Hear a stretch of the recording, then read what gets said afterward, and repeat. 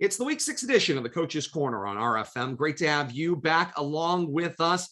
Another week of breaking down action recently passed and previewing action to come as Leominster plays host to Algonquin in week 6 Central Mass football action. Joined as always by Leominster High School Head Coach Devin Gates. I am Todd Robbins. Great to have you along with us, whether you're joining us here on the platforms of RFM or with our partners, Tucker 56 Radio and 95.1 FM, WLPZ and WLPZ.org. Coach, great to have you with us here for week 6 action.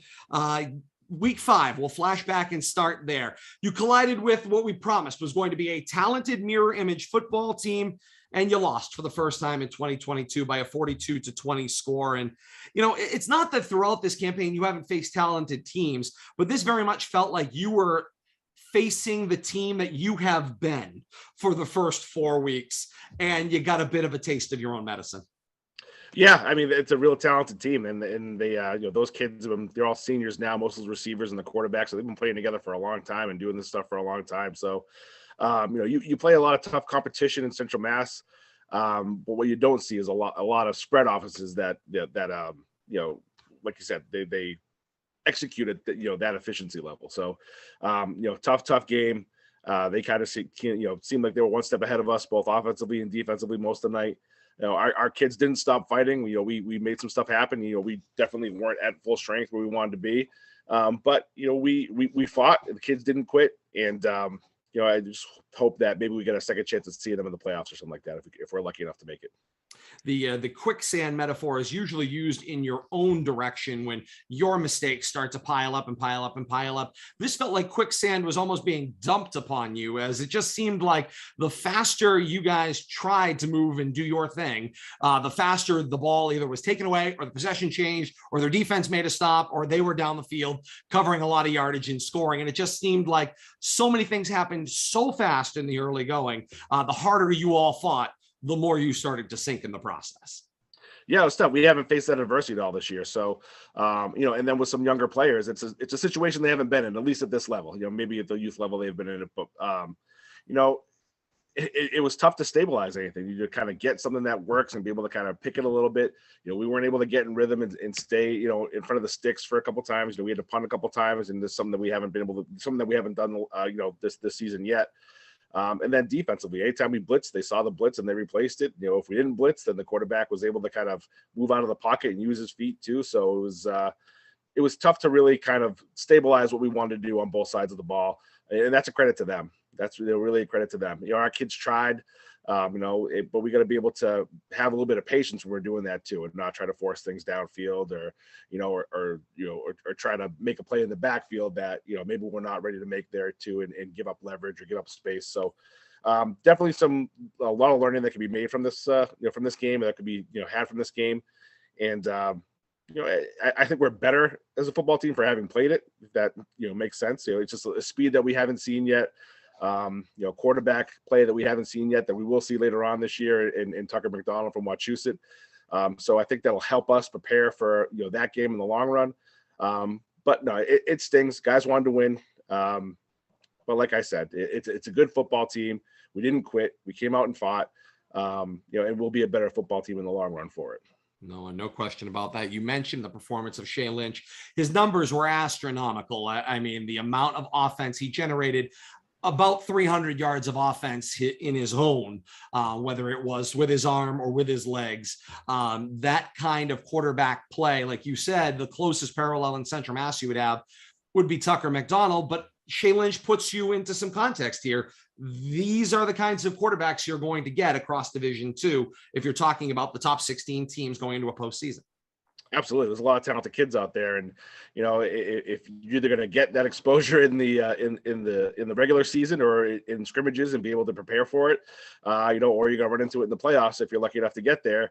I'd much rather have exposure to it, before you get to that level, when everything's on the line. So, Shea Lynch, great quarterback, was processing speed, was lightning fast. He saw everything kind of before we even did it. So, kudos to him, kudos to them. Ryan Aguilar actually did a really good job on Danny Barrett, who I think was their top receiver coming into this game. Had a monster game last week against Marblehead. Yep. Didn't have a catch in this game.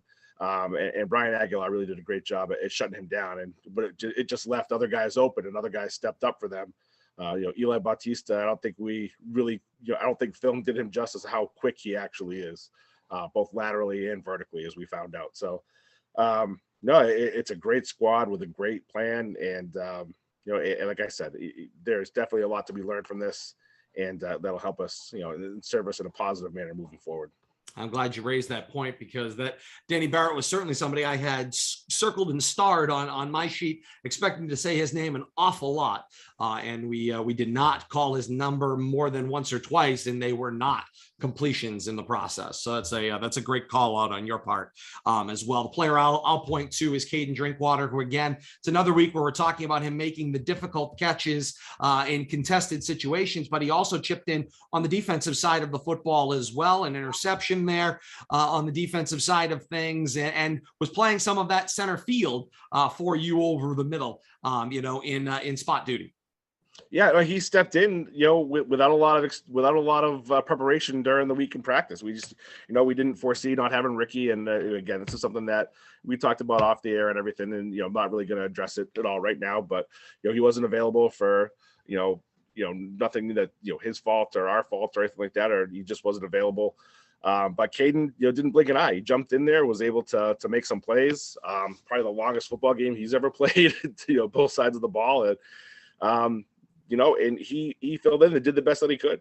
He had a great interception off the tip there, was able to come up and make some plays in the pass game and the run game.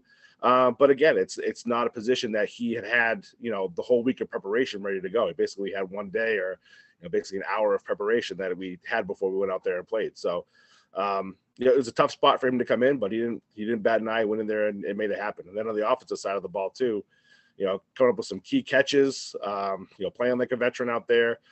Cyrus did a good job putting the ball where he could get it to. It's a tough spot for those guys to be in when you're down that many points and trying to make something happen. These guys are competitors. They're used to going out there and being able to make things happen.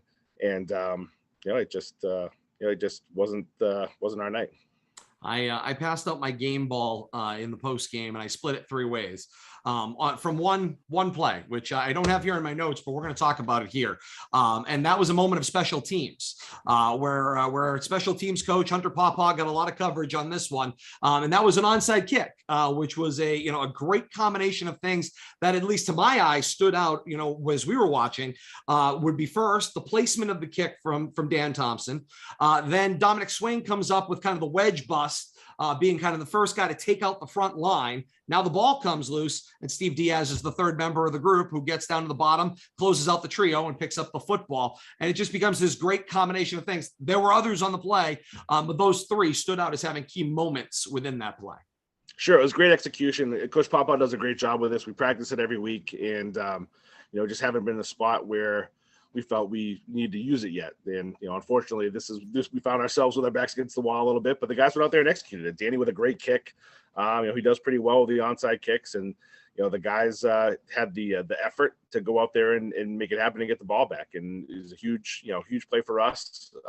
The guys really did a great job, starting with Coach Pawpaw with the plan, and the other guys, being coached up and going out and executing it. So, good play for us. I wish we got. I can't remember if we scored off of that. I don't think we did, but but it gave us another chance. It gave us another possession, another chance, which is what we asked for. You scored on the one going in. You came back and you rode that into the next possession, and you just couldn't flip the 2-for-1. But hey, all in all, it sets up sequences, like you said, of an untested phase of your game. Which, again, if you got to take small things that you can build off of out of that, it's a small thing that in an important situation, your team has the ability to go out and execute it.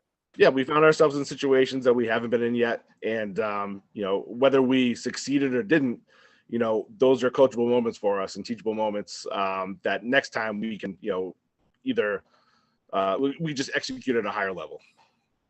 No question about that. This loss to me feels like an important moment in the season, and it has nothing really to do with it hinging on anything statistically. It just feels like at this time of the year, you needed that test for resilience and fortitude, and your team, it faced that test. It kept coming and coming and coming, as you alluded to. And I mean, although the 35 unanswered points before the half gave you lots of opportunities where there was that off ramp to go and belly up somewhere, and your team said, no, we're not going to do that. They fought to get 7, and then they built on that into the second half. Yeah, they didn't hang their heads. Obviously guys were frustrated going into halftime and looking around the locker room at halftime. There were a lot of guys that, that they weren't sure, obviously didn't want to be at that situation, but there weren't guys that were tapping out. There were guys that were listening to coaching, trying to make the adjustments that we needed to do, and then regrouping before we head back out for the second half in order to, make sure that we're all on the same page and going out there ready to execute. And guys did that. Leadership stood up. Even though Mackay, didn't only played a handful of reps, which is good to see him in there. He actually could have played probably in the second half a little bit too, but given the situation, we didn't want to throw him out there and make things worse if he's ready to go for this week. So, but as far as a leader on the sideline, he was great. Josh Cormier did a good job. A bunch of guys stood up to be leaders in this game and make sure that guys stayed on track. The players are the guys that didn't let guys quit. It wasn't coaches yelling at guys. It was guys playing for each other. And that's, that for me is, what we need, when we get tested the second half of the season here. Talk about that last drive of the first half. And I thought, as I said to you before we got on the air, it was an important moment for you because you had a very different scenario if you go into the locker room at 35-0 than going in at 35-7. But the part I want to hear your feedback on is the execution of the 2-minute offense. It was another untested phase of your game. You haven't been in necessarily a 2-minute situation that would be one of those, your back is against the wall. You've got 2 minutes left. You must score. And this seemed like a test of that scenario. And what did you see on the drive? It just seemed like it worked harmoniously as you moved your way down the field.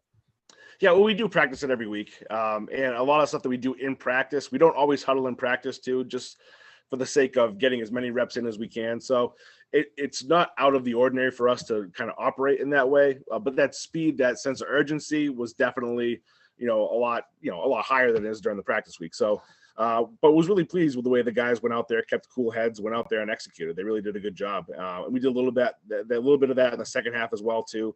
So to be able to have the ability to switch tempos like that and have it, not feel rushed or not have it feel frantic, to have us, know that we're, that we're seeing everything we need to see, that was very encouraging for me.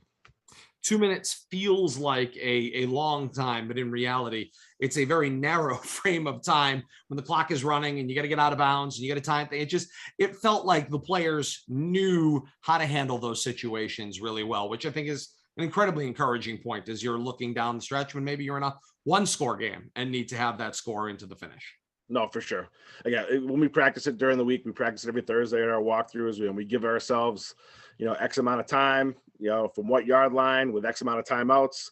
We try to make it a challenging situation so the guys, know what we're trying to do. And, I think that prepared them well for it. But to go out there and execute when, the backs are against the wall, like you said, it was very encouraging.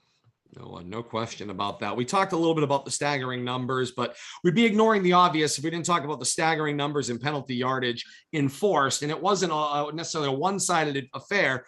250-ish yards. It was 247, I believe, is the exact number. It's not often that you see those kinds of enforcement numbers, especially where the team that actually had more penalties enforced against it won the football game. So it was just kind of an odd kind of intersection of, you had a lot of offense coming from Peabody.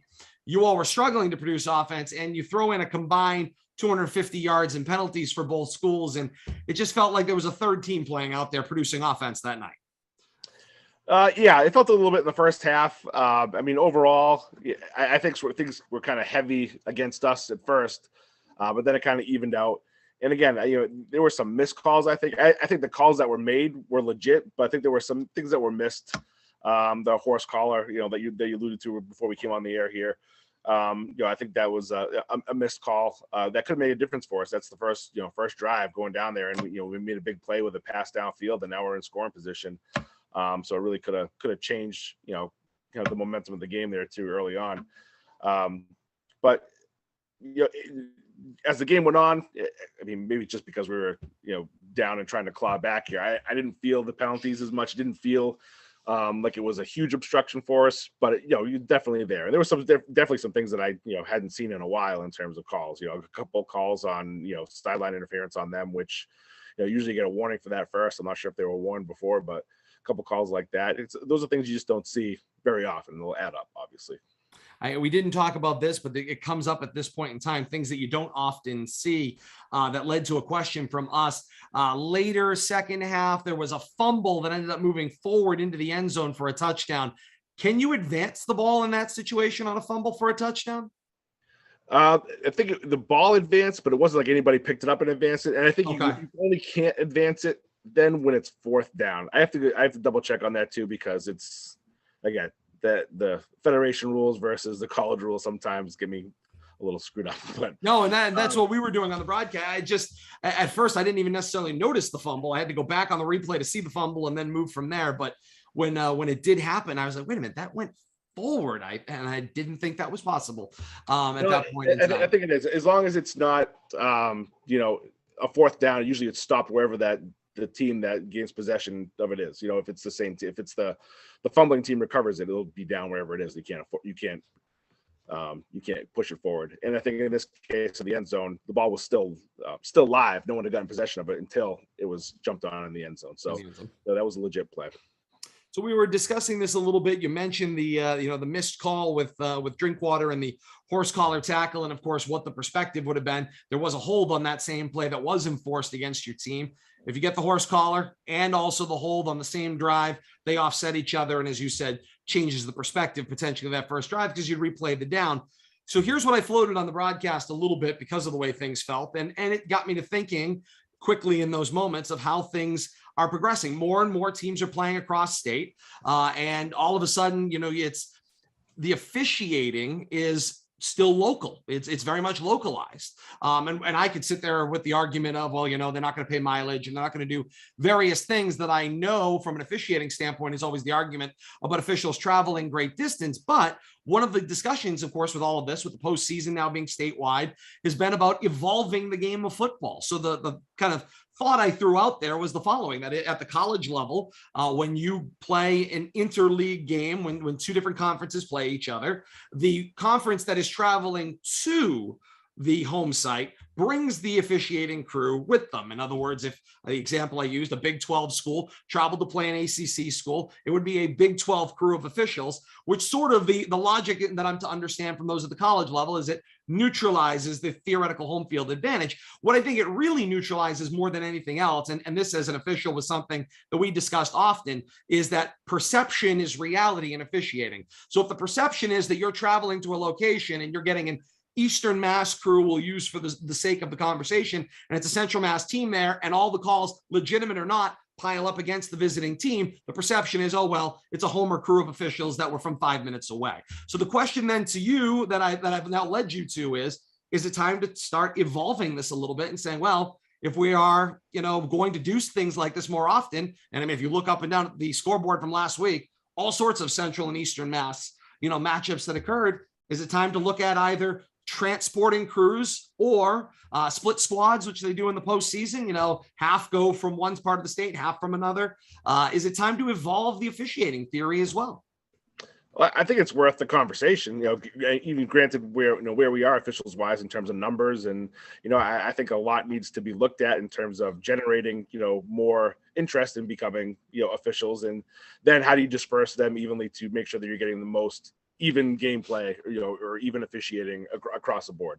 And again, and I haven't run into it too much where I feel there's been a Homer crowd, or a Homer officiating crew. It's actually happened more in Central Mass. I feel like I've done when we've played anybody from Eastern Mass. So, even though this crew was heavy against us at first, it never felt like we were getting slighted at all or anything like that. It piled up, but most of the calls were legit. So I can't, really complain about that. But I think it's worth having the conversation. In terms of, evening out the pool, maybe, if you will, of officials to be able to disperse them evenly across the state and, and to prevent any instances like that happening, at least in the playoff scenario, if that's something to look at too, if that's some place to start to start looking at something like that. So, sure. But yeah, definitely worth the conversation. Difficult situations need to lead to creative solutions. Sure. Maybe that's the direction that we are looking at. Week 5, we put a close in this way. Leominster falls for the first time in 2022's campaign, 42-20 to Peabody. Peabody advances, and they remain undefeated at 5-0. Likely, I would say this week, jockeying for the top spot in the Division II power ratings. Leominster falls to 4-1 with limited changes expected in the power ratings from last week's 9th rank because, of course, of the strength of Peabody's schedule. It may offset Leominster's personal number, their own score, but again, Coach, it's not going to necessarily may come out in the wash in the process. As you know, Peabody's strength will increase your opponent's score, perhaps away from a negative number, and then maybe if your number drops a little, they kind of come out even, and you end up in about the same place.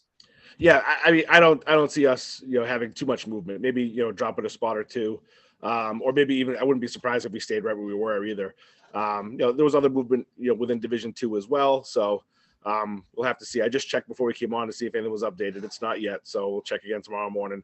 But yeah, I'm not anticipating too much movement, just with the quality of Peabody and their opponents, and then our own numbers, this far. So, I think we'll be right where we're supposed to be. Elsewhere in Week 5, Shepherd Hill downs Algonquin by a 22-9 score. North Middlesex, the only Central Mass school to defeat an Eastern Mass school in Week 5, 47-0. Wachusett goes north to New Hampshire and brings back a 41-13 win over Salem High School of New Hampshire. Marlboro blanks Fitchburg 28-0. The Red Raiders still in search of their first win in this campaign, and Shrewsbury falls on the road at Walpole by a 34-12 score. Coach, perhaps the more interesting headline in Week 5 came also from Eastern Mass, where a coach departed the profession right in the midst of the season. This, of course, drew huge statewide news. You got local news involvement in addition to all of the newspaper as well. You had Boston media picking this up. But Con Chase stepped down from his coaching position at Cardinal Spellman due to claims of abuse by parents. And of course, this is part of that discussion. You mentioned trying to get more officials involved. The coaching pool is shallowing as well, as people are struggling to deal with where we are contextually. And it's not just football. It's the latest example, but it's not the only sport. Soccer has certainly struggled with this nationwide, and other sports struggle with it as well. But, here we are, and I think people don't realize interscholastic athletics are under duress here. We are running out of officials. We're running out of coaches. And the question now is, let's establish where are we at? Can it be fixed? And will people recognize that they are themselves part of the problem? Well, those are a lot of loaded questions. First of all, from what I don't know that coach personally. From what I've heard, he's a great coach, a good mentor. So I can only imagine the type of duress that he must have been under to leave a team in the middle of the season, especially when you get into this for coaching and building up, young men and women, to be better versions of themselves. To step away, in the middle of the season, it must have been some serious stuff that he was dealing with. Unfortunately, you hate to see that happen. But yeah, it's tough because I feel it's where we are as a society at the moment. A lot of, and again, this is not a political statement or anything like that at all, but there is a lot of the cancel culture that's out there that that sometimes will go after coaches if they feel that there's an unjust situation, and without all the information sometimes too. So, obviously want to tread lightly here. I mean, I've been lucky enough in Leominster where parents, I've had to deal with a few things, but parents by and large are very supportive of our kids, very supportive of our coaching staff. So I'm really lucky to coach here where we have that kind of support. But it's not like that every place you go, unfortunately. And, especially with places that are used to winning or used to a certain level. And, it's these things that sometimes you lose. Sometimes you have teams that maybe weaker than teams you've had in the past. And sometimes it happens. But you can't lose sight of what we're doing it for and what the main goal is. And I think that's, kind of where we're at right now. We're not, thinking more about wins and losses than about, what we're trying to build for the next generation. This event certainly prompted a lot of Twitter discussions, and there were some very thoughtful, and there was some usually not so thoughtful, which you would find in social media discussions. But I think one of the things that I thought was maybe a more thoughtful train to at least kind of pull apart a little bit here would be the theory that how much is the high-priced nature of travel sports, which I mean is turned into a whole cottage industry of being able to, produce a for-profit, kind of company in amateur athletics. How much is that feeding into, of course, some of the difficulties that interscholastic coaches are running into at the high school level, because they're not the same thing. They're not even close to the same thing. No, they're not. And I think it affects other sports more than football. There's not really, AAU football out there. And there have been some spring leagues that have come up, especially the youth level with the travel leagues that kids will be a part of. I have my own feelings about those as well, too. I mean, football is usually, once a year for a reason, because it's a pretty grueling sport. And, to play it, to play more than, 16 games in a season. The pros don't even play it, play more than pros do basically in a season between a spring and a fall season. I don't think it's the healthiest thing. But getting back on track with the AAU and everything, I do think it affects, basketball, baseball, lacrosse, stuff like that too. So it's definitely a different mentality. It's not, I've always been, try to be involved with sports for the right reasons, and that doesn't include making money usually, especially when you're in D3 college or high school sports. It's not the most lucrative of positions, but I think when you start getting all those other factors involved, whether it be money, whether it be marketing, I think it can get a little messy, and that's when emotions and stuff can get involved at a higher level too. So I'm glad I coach football. I don't have to worry about that, because I do know some coaches that, it really affects the team chemistry. If you got a team, someone that's going to play AAU for, the whole off season, and they come back with a team, it's tough to kind of get that team cohesion when you feel like it's a lot more about the individual sometimes than it is about, the core of the whole team.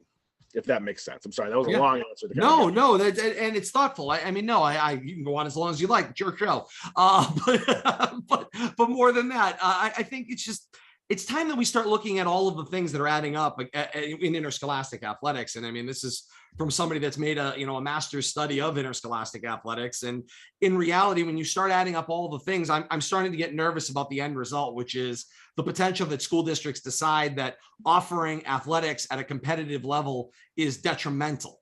You've got budget issues, you've got interest to play issues, you've got the, coaches, lack thereof, you've got lack of officials. I mean, the list goes on and on and on. Are we getting to a place where school districts somewhere may finally say, it's not worth it? Because that's not a world I want to be in. I agree with you. I've been involved with it for a very long time. I don't want to see it go that way. And I just hope the world recognizes that we are on a precipice, that once we go off that cliff, they're not going to be in a rush to turn around and go back in the other direction. No, that's a scary thing too. It's obviously, not a world that I want to live in as well. I think the benefits of interscholastic athletics go far beyond just the physical benefits. I think it builds character, obviously, all the cliche, it's not cliche. It's true. You build character, you learn how to problem solve, work together, communicate, all those things are really huge in any person's development. And to do it while playing a game that's fun, it's, I think it's an experience unlike any other, no matter the sport. So, I just really, I don't have much to say about it. I hope that's not a direction that we go into and get too soon, because that would be, robbing, I think, our young children of a lot of great opportunities. And an important phase, it is the other classroom, as well. And whether you directly participate in playing or you're a part of the ancillary things, you're a student broadcaster like I was, or, you're in the band, which of course relies a lot on, the other athletic events happening to go out and perform, whether you're a pep band for basketball or marching band for football, however, all those things revolve around each other. Sure. Yeah. We start taking some of those pieces apart, the whole kind of extracurricular component starts to fall apart, which I would not want to see us, go generally in that direction. And I'll say, from my part in the process, I think some of this is about helping student athletes modulate expectations, and that's an important role that I think parents can play. I mean, I know when I got to the high school level, I recognized personally where my athletic talent fit among my peers. And while I enjoyed playing sports, I knew I wasn't meant to play at that level. There was something else that I could do that would be better for me. And that's how I ended up involved as a broadcaster all those years ago. And, it has turned out pretty well for me in the long run. So I think in some ways, and you've got, 2 children, I've got one now. I hope that we can help them modulate their own expectations of where they fit in the grander scheme of things, and not blithely go through the world going, I'm going to play Division I college, insert name of sport here. Yeah. And that's my biggest issue with a lot of this. And it used to be maybe one sport, ice hockey. I feel like when we were growing up was the sport, because I think it was so expensive at the time. And now everything is so expensive. It's caught up to ice hockey. And ice hockey looks like one of many sports, in this day and age as well. It'll be a conversation I'm sure you and I will keep having in the years ahead. Hopefully turns in the positive direction at some point. I hope so. As we turn our attention to week 6 action around the region, Shrewsbury travels to the Gators of Grafton. Shepherd Hill is at Wachusett, Neshoba at Marlborough. BC High plays host to St. John's of Shrewsbury, and Fitchburg back at Crocker Field will play host to Westboro. For Leominster, it's welcoming Algonquin to Doyle Field, and week 6 brings what I think is a dangerous 1-4, coach. The Titans are 1-4 at this point in time. They're coming to Doyle Field for a battle here, but I feel like they are the animal that is injured and trapped up against the corner and is just waiting to lash out if somebody gets too close. Todd, I think that's a great analogy. A Coach Allen coach team is going to be a really hard team to beat. They're going to come after you. They've had a lot of adversity. The first part of the season, losing a running back, very talented running back, and Paul Ramos, to a really horrific leg injury. And we hope for his speed recovery. He's a great player, great kid. And then also the quarterback breaking their collarbone, from what I understand as well too. So they've had a lot of adversity at the start of the season. But they'll figure things out, and I think, coming into this week, this is a real dangerous game for us, coming off of our loss here, but, a lot of emotion built into it. We have to be ready to step up to the challenge, because this team will not back down. They will fight, they will scratch, they will claw. They're talented defensively, for whatever the weapons they lost offensively, they're still putting something together, but defense looks like they haven't missed a beat. They're really tough up front, tough linebackers. The secondary is active. So, we do have a big challenge ahead of us. The record doesn't speak to the quality of football team that they are.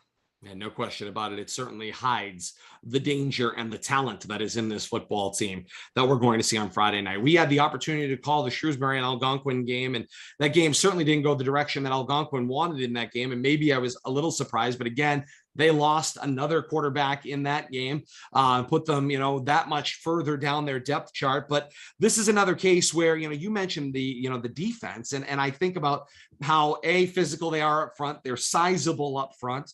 Their linebackers are of a quality, and then of course they've got a secondary that's there. And this just seems like another week where maybe the point of attack for your offense is going to be the place we're going to continue to look. If you can successfully stage, control at the point of attack, it will allow your offense to flow the way you want it to. If you can't, then things may not go the direction that people have come to expect. No, we got to have a plan. I think we're up for the challenge and have the guys up front to match their physicality. I do. Our guys work really hard and have some good competition this year. So, I do think that we're up for the challenge and that, we can do some stuff up front. But they're also going to be able to do some stuff too. It's going to be good on good up front. And I expect both sides to make some plays here. So, if we get kind of stuck in the mud a little bit, as far as the running game goes, we're going to have a solution for that. And that's what we're going to work on this week of practice. It's just something that we got to be ready for. It's going to be tough to run. It might not be breaking those, 20-yard runs that we have the first couple of weeks of the season or anything like that at all. Maybe 3 here, 4 there, 2 there. It might be that kind of approach, but we're always looking at staying balanced and being able to keep a defense on their heels a little bit. So, that's what we're going to try to do. We just got to figure out the best way to handle it. And they, of course, bring a physical running style. Although their quarterback play right now, they're trying to piece that part together. It's a physical running team in the vein of Shepherd Hill. But I think to me, the word that I wrote down was flair. And Shrewsbury and Algonquin were very similar. It's why it was a fun game to call. They bring this different flair to a physical running style. It looks different on every play. The bodies are moving around a lot as to who's in the 3 running back spots or who's the tight end, who's in the slot receiving wise. They're moving a lot of things around. So this becomes another one of those, you've got to make sure you account for the weapons as they shift and move your eye along the field. Yeah, and sometimes it's almost easier to kind of, have, 2 tight ends, 2 wings, and, your quarterback and your running back in there, be able to pack the box, against certain teams. But with the teams like Algonquin and teams like Shrewsbury right now, where the quarterback is a really dangerous runner, when they spread things out, you got to make a decision. You're looking at leaving your pass defense thin in order to play, which is essentially 2 running backs in the backfield against, 5 offensive linemen and maybe a tight end in there as well. So you got to be able to have the numbers there to play that, but you don't want to get caught, sleeping on the pass defense side of the game. So definitely poses an issue. Again, both physical teams, we're going to have to be able to match up there and make sure that we have all, no weaknesses across the board. Oh, no question about that as we look forward. Now, as you regroup and kind of meet with your team this week, and have to place some things into context, right? You've got to look at them and you've got to immediately kind of dump what went on last week and move on to the weeks ahead. But of course, you're also, as you said, going into halftime of last week's game. Now you are, after that entire game, rebuilding and regrouping this process to kind of push yourselves into this last half of the season where you've got 3 daunting games: Algonquin, Wachusett, and then Shrewsbury coming back to back to back. What's your message for the team this week? Well, we're just back on schedule. Like we had the PBD game. It is what it is. We learned from it. We moved on today. We addressed it the first part of our practice this morning for about maybe 2 or 3 minutes, and then it was it. Then it was all Algonquin, and that's this is what we've done all year long. Which is put the game before us to bed, and then move on to the next one. Usually have the weekend to enjoy it. This time we had the weekend to ponder and think a little bit about what we had out there and what we could do better.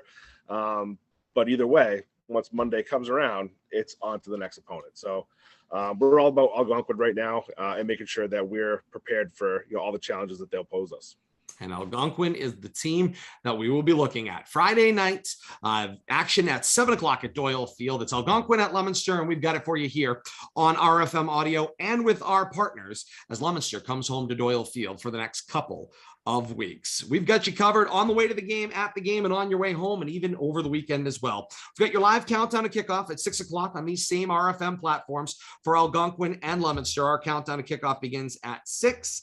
Kickoff scheduled at 7. Leominster TV comes halfway in. Their live coverage begins at 6:30 on the channels of Comcast, Verizon, and Leominster.tv. And then we've got the replays over the weekend, Saturdays at 95.1 FM, WLPZ at noon. And then Sundays, Tucka56radio.com, TUCKA56radio.com, noontime on Sunday for another replay option. And of course, no week begins without the Coach's Corner. We're right back here with a new episode of Coach's Corner Monday, 9 p.m. right here on YouTube, Facebook Live, and Twitch. Breakdown and analysis will continue on Wednesday, 8 p.m. on Tucka 56 Radio, Thursdays at 5 p.m. on 95.1 FM, WLPZ, and WLPZ.org. Coach, as always, I appreciate your taking the time. We'll see you again next week. All right, thanks, Todd. We'll see you. For Leominster High School Head Coach Devin Gates, I'm Todd Robbins, saying thank you so very much for joining us. And until next week, so long, everybody.